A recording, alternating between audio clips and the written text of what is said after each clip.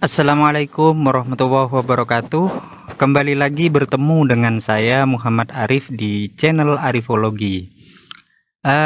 Pada video saya kali ini saya akan membahas tentang pertautan antara pengetahuan dan kepentingan. Sengaja video kali ini saya bagi dua. Yang pertama, saya akan membahas tentang latar belakang Habermas. Kenapa dia kemudian membedah pertautan antara pengetahuan dan kepentingan. Yang berikutnya, video yang bagian kedua, saya akan membahas tentang tiga kepentingan yang bertaut terhadap pengetahuan menurut Habermas. Oke, langsung saja. Pertanyaan yang ingin berusaha dibahas pada video kali ini adalah mengapa Habermas, filsuf dari Jerman ini, berupaya untuk membongkar selubung antara pertautan pengetahuan dan kepentingan.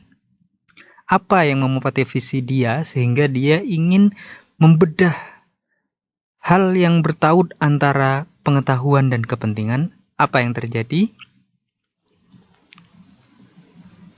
Kalau membaca bukunya F. Budi Hardiman Kritik Ideologi, kita akan mendapati bahwa latar belakang proyek pengetahuan dan kepentingan yang menjadikan Habermas kemudian membedahnya itu ada setidaknya 4 hal. Yang pertama, kritik transendental Immanuel Kant. Yang kedua, metakritik dialektika Hegel. Yang ketiga, metakritik materialisme Karl Marx. Yang keempat, saintisme positivistik Auguste Comte di sini. Nah, bagaimana keempat ini akan saya jelaskan secara terperinci pada slide-slide yang berikutnya. Yang pertama, kritiknya Immanuel Kant. Di situ Kant adalah filsuf yang pertama kali menghadirkan diksi kritik di dalam pemikirannya. Dia menuliskan buku Kritik Akal Murni, Kritik Akal Budi, dan Kritik Akal Praksis dan Kritik Putusan. Ada 3 bukunya. Ada Kritik Akal Murni, Kritik Akal Praktis, dan Kritik Putusan. Nah, terutama dari bukunya yang pertama itu Kant berupaya untuk merefleksikan secara kritis atas pengetahuan. Jadi di sini pengetahuan direfleksikan secara kritis, dikritisi oleh Immanuel Kant. Apakah ia absah untuk menjadi pengetahuan? Apakah sesuatu itu absah untuk menjadi ilmu pengetahuan? Di situ Kant melakukan kritik terhadap metafisika, penyelidikan terhadap metafisika, penyelidikan terhadap ilmu alam. Apakah mereka itu absah sebagai ilmu pengetahuan? Itu kritik yang dilakukan oleh Immanuel Kant. Namun, kritik yang dilakukan oleh Immanuel Kant ini itu masih mempunyai kekurangan. Apa kekurangannya? Kant itu mengkritisi metafisika dan mengkritisi ilmu pengetahuan alam. Tetapi Kant abai untuk mengkritisi pijakan kritiknya itu sendiri. Yang dijadikan oleh Immanuel Kant pijakan untuk mengkritiki metafisika, pengetahuan alam, dan seterusnya itu adalah matematika. Tetapi dia tidak mengkritik matematika, sehingga kritiknya itu kemudian menjadi mandek, menjadi terhenti di sini.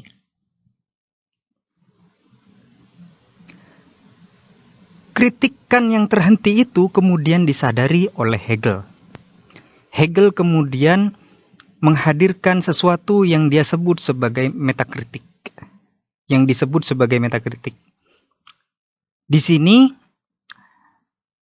Hegel menyadari bahwa Immanuel Kant sudah menghadirkan pengadilan atas ilmu pengetahuan, tetapi pengadilan yang dia hadirkan itu tidak dikritisi, lepas dari kritik. Nah, di sini kemudian Hegel menghadirkan kritik pengetahuan, bahwa metakritik menghadirkan kritik pengetahuan. Yang kritik pengetahuannya itu tidak hanya kritis pada pengetahuan, kepada ilmu pengetahuan, tetapi juga kritis terhadap dirinya sendiri. Jadi indikator yang dilakukan untuk melakukan kritik itu juga dikritisi. Maka terkenal dialektikanya Hegel, yaitu tesis, antitesis, sintesis, tesis, antitesis, sintesis, seperti itu dialektikanya Hegel. Nah, ini jadi yang dikritik itu tidak hanya pengetahuannya saja, tetapi juga apa yang menjadi bahan kritiknya, pijakan kritiknya itu juga dikritisi. Makanya disebut sebagai metakritik. Metakritiknya Hegel. Tetapi di mata Hegel ini, kritik itu tidak lagi menjadi transendental sebagaimana Immanuel Kant tadi. Kalau kritiknya Immanuel Kant tadi kan transendental karena dia tidak mengkritisi dirinya sendiri dan juga lepas dari pengalaman kesadaran. Makanya di sini Hegel kemudian menariknya dengan metakritik itu, dia kemudian menghadirkan kritik yang tidak transendental, tetapi kritiknya sebagai kritik fenomenologis berdasarkan pengalaman. Jadi kritiknya kemudian menjadi kritik yang historis, yang menyejarah. Tidak sekedar transenden, tetapi juga menyejarah. Nah, ini metakritik Hegel yang dihadirkan oleh Hegel untuk mengatasi kemandekan kritik yang dihadirkan oleh Immanuel Kant. Namun, metakritik Hegel ini juga punya kekurangan. Apa kekurangannya? Kekurangan dari metakritik Hegel ini adalah terhenti kepada pengetahuan yang absolut. Hegel memang mengidealkan metakritik, tetapi dia pada akhirnya juga mengidealkan suatu pengetahuan yang absolut. Pengetahuan yang dihadirkan oleh metakritik itu menurut Hegel nantinya akan berujung kepada pengetahuan yang absolut. Nah, kalau berujung kepada pengetahuan yang absolut, berarti kritik terhenti. Kritik pun macet di sini.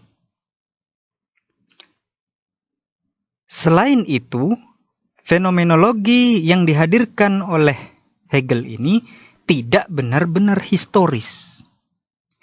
Makanya dialektikanya Hegel itu dikenal sebagai dialektika roh. Kenapa? Karena fenomenologinya itu adalah fenomenologi roh, pemikiran.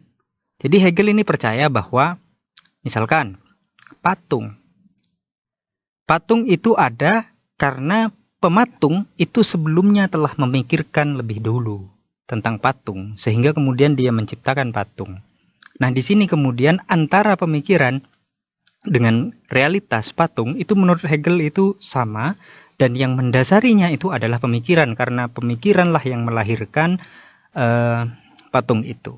Di sini fenomenologi Hegel ini kemudian tidak benar-benar historis, karena dialektikanya itu masih dialektika dalam konteks pemikiran, dialektika roh, tidak kepada sesuatu yang betul-betul real ada. Ini kekurangan metakritik Hegel. Apa yang menjadi kekurangan metakritik Hegel itu tadi kemudian disadari oleh Karl Marx. Karl Marx kemudian melakukan materialisasi metakritik Hegel. Jadi metakritik Hegel yang semula ruh sifatnya, pemikiran, dialihkan oleh Marx kepada materi. Jadi sistemnya Marx ini berbalik. Yang diunggulkan itu tidak lagi pemikiran, tetapi materi. Jadi yang materi itu yang lebih unggul daripada pemikiran. Jadi berbeda dengan Hegel. Kalau Hegel tadi yang unggul itu adalah pemikiran, jadi pemikiran mendahului materi. Kalau Marx itu sebaliknya, materilah yang lebih fundamental, seperti itu. Jadi ini kritiknya Marx terhadap Hegel. Kemudian Marx juga menghadirkan sintesis antara alam dan manusia melalui kerja. Nah, penghadiran konsep kerja dialektis Karl Marx ini mengatasi pengetahuan absolut yang tadi membuat kritiknya Hegel itu menjadi macet. Di sini menurut Marx ada sintesis antara kritik itu adalah sintesis antara alam dan manusia. Jadi antara alam dan manusia yang memiliki pemikiran itu ditengahi oleh yang namanya kerja. Ada sistem dialektik di situ. Jadi di situ pemikiran berusaha untuk menaklukkan alam lewat kerja. Tetapi alam tidak mudah takluk begitu saja kepada pemikiran. Alam juga punya hukum sendiri yang tidak bisa sepenuhnya takluk kepada pemikiran manusia, yaitu kerja. Dan kerja inilah yang kemudian menjembatani antara manusia dan alam. Jadi dialektikanya terjadi, dan dialektika antara keduanya ini kemudian menjadi dialektika yang terus-menerus, tidak dikalahkan oleh satunya atau dimenangkan oleh satunya. Jadi ini mengatasi pengetahuan absolutnya Hegel. Nah, di akhir Karl Marx dari pemikirannya ini kemudian menyatakan bahwa pengetahuan itu bertaut dengan praksis. Penyataan itu bertaut dengan praksis. Praksis itu apa? Nanti akan dijelaskan lebih lanjut di video yang berikutnya. Nah, metakritik Karl Marx ini memiliki kekurangan masih di mata Habermas. Kekurangannya apa? Karl Marx itu mereduksi praksis itu hanya kepada tataran kerja, teoritis teknis. Tentang ini nanti akan saya bahas di video yang berikutnya. Dan menafikan dimensi komunikasi, teoritis praktis. Nah, ini yang dinafikan oleh Karl Marx, dan dia hanya fokus kepada kerja. Makanya teori perjuangannya itu, perjuangan kelasnya itu melalui revolusi kemudian. Karena Karl Marx memandang praksis itu hanya mereduksi praksis kepada kerja dan tidak kepada komunikasi. Tentang ini lebih lanjut nanti akan dibahas di video yang berikutnya. Setelah 3 model kritik tadi lahir, itu kemudian muncul positivisme. Lahir positivisme, dan di tangan positivisme ini, tradisi kritik epistemologis yang sudah dihadirkan oleh para filsuf sebelumnya, Immanuel Kant dan seterusnya itu terhenti. Yang ada kemudian saintisme.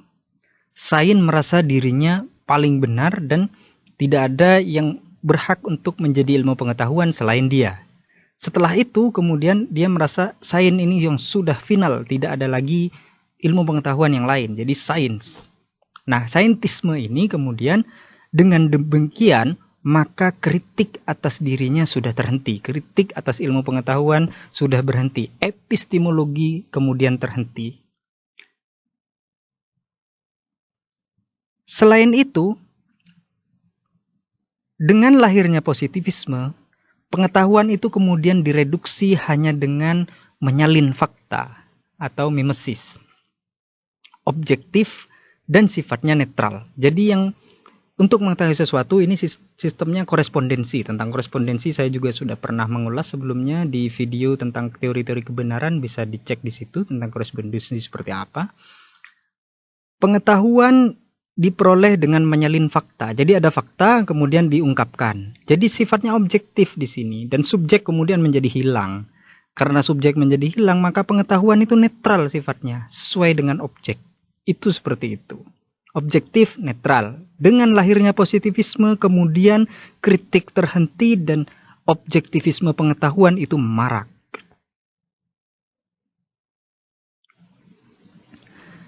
Lahirnya positivisme inilah yang kemudian memotivasi proyeknya Habermas. Dengan menyimak positivisme yang sudah demikian, Habermas kemudian berupaya untuk menyelamatkan tradisi kritik yang sudah dihadirkan oleh para filsuf sebelumnya. Jadi Habermas di sini berupaya untuk menyelamatkan tradisi kritik, baik itu dari Immanuel Kant, dengan Hegel, Karl Marx, dan seterusnya. Itu ingin diselamatkan oleh Immanuel Kant, walaupun tadi ketiganya itu terpentok kepada kritiknya mentok. Jadi nanti akan diselamatkan oleh Immanuel Kant ini kritiknya. Dengan menyelamatkan tradisi kritik ini dimulai oleh Habermas dengan membongkar selubung pengetahuan dan kepentingan.